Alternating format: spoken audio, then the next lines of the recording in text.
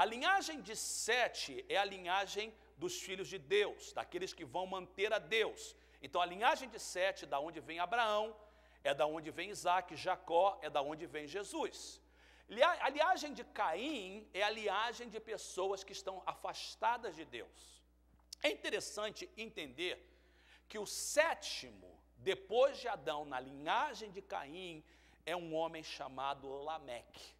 E Lameque, de acordo com o texto, é um grande pecador, que faz pouco da palavra do Senhor, que não tem valor à vida, que despreza os julgamentos de Deus. Então o sétimo, na linhagem de Caim, é um homem ímpio. E o sétimo, na linhagem de Sete, é um homem que ama a Deus, é um homem que anda com Deus.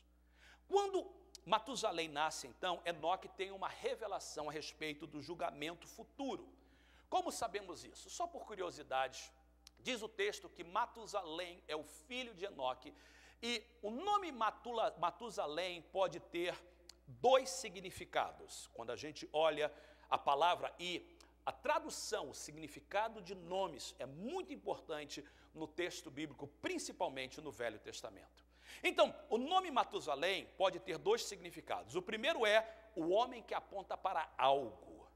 E o outro significado muito interessante é depois desse chuva, depois desse julgamento, depois desse alguma coisa vai acontecer.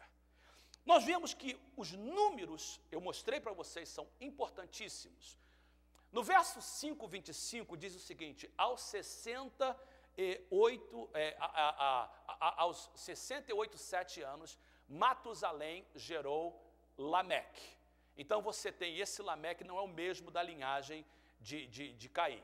Então, você tem Enoque tendo Matusalém, e Matusalém gera Lameque quando tem 68, 7 anos. E aos 68, 2 anos, Lameque gerou um filho. E no capítulo 7, verso 6, diz que Noé tinha 600 anos de idade quando as águas do dilúvio vieram sobre a terra. E é só para você ver que se você soma 600, mais 182, mais 187, você vai ter exatamente o número de anos em que viveu Matusalém. Matusalém é o homem que mais vive na Bíblia, ele vive 969 anos. Donde nós concluímos que, quando Matusalém nasce, até o dia que ele morre, é um momento de preparação para um julgamento. E quando Matusalém morre, ele morre exatamente no ano em que o dilúvio vem. Então, tudo que eu quero mostrar para vocês é que esse homem Enoque, a vida dele era uma vida profética. E quando ele tem um filho, o filho dele tem um valor profético tremendo na Bíblia. Uma outra coisa interessante é a palavra que nós encontramos aí novamente quando a gente vê a importância de anos e de números da Bíblia. Diz assim: andou Enoque com Deus, depois que gerou a Matusalém 300 anos, e gerou filhos e filhas, e foram todos os dias de Enoque 365 anos. A pergunta que muitas pessoas têm é o seguinte: esses anos, ele viveu realmente esses anos todos? Será que Matusalém viveu realmente 969 anos, ou seja, quase um milênio? Nós não sabemos, e novamente, isso não é o mais importante. Possivelmente não. Possivelmente esses números estão aí, como eu falei para vocês, como alegoria. O mais importante, quando você vê um texto bíblico, é encontrar o princípio de ensinamento. Qual é o significado? Nós não queremos se preocupar se um homem viveu quase um milênio. Qual é o significado disso? O significado da longa vida de Matusalém é o significado da longa paciência de Deus, é chamado de longanimidade, Deus esperando que o homem se arrependesse até que viesse o julgamento. Da mesma forma que Deus está esperando o arrependimento do homem, meu e você, da humanidade, até Jesus voltar. Agora, o significado de Enoque para nós é importante. Quantos tempo ele vive? O texto diz 365 anos. Notemos agora então que cada ano representa um dia. E o que o autor está tentando mostrar, que assim como um ano tem 365 dias, ele viveu toda a sua vida andando com Deus, vivendo com Deus. E é isso que eu gostaria de deixar com vocês essa manhã, em preparação desses irmãos que estão voltando desse renovo. em preparação do que nós queremos que Deus faça na nossa igreja. Nós estamos buscando uma vida com Deus que não é fogo de palha, que não é apenas de domingo e vai acontecer somente domingo que vem. Nós estamos buscando uma vida com Deus que vai levar-nos a estar com Deus todos os dias da nossa vida. Seja na segunda-feira, seja na terça, na quarta, na quinta e na sexta, no sábado e no domingo. Andar com Deus fala de contato diário com Deus. Eu estou mais interessado na persistência, na consistência dos membros da igreja, do que apenas momentos esporádicos de entrega para Deus. Nós nos alegramos quando pessoas são batizadas com o Espírito Santo. Nós nos alegramos quando pessoas choram no altar.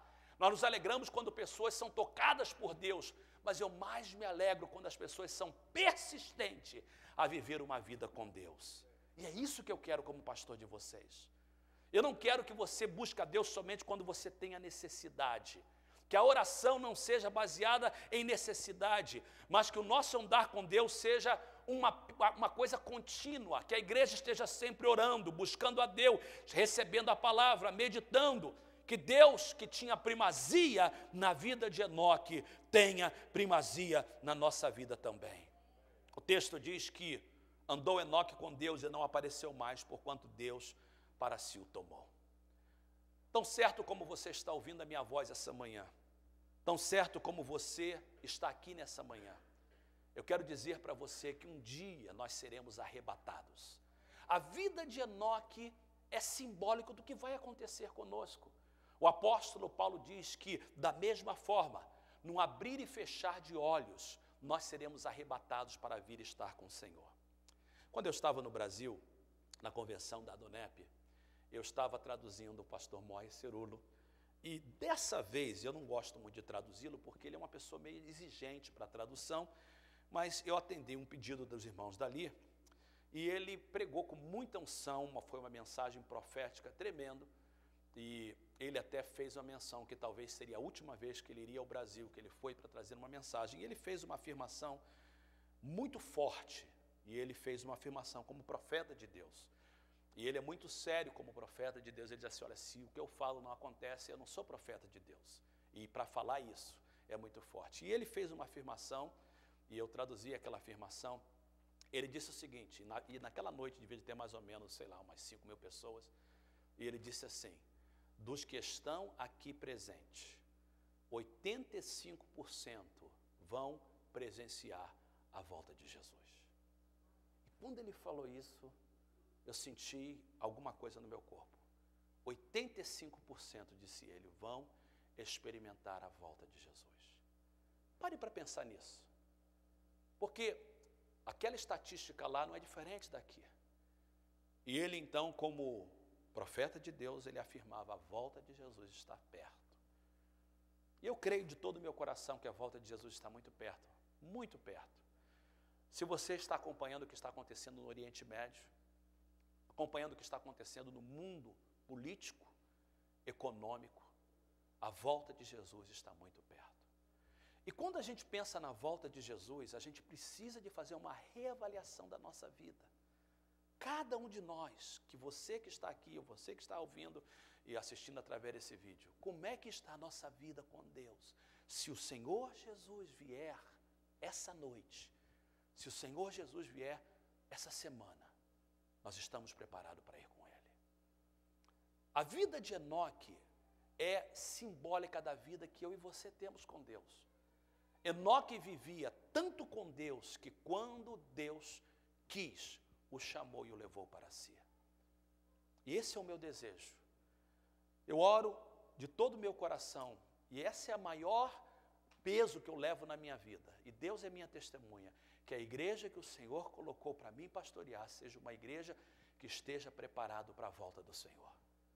Que vocês que o Senhor colocou como parte desse rebanho, e eu na obrigação de ensinar, de admoestar, de guardar essa igreja e prepará-la para a volta de Jesus.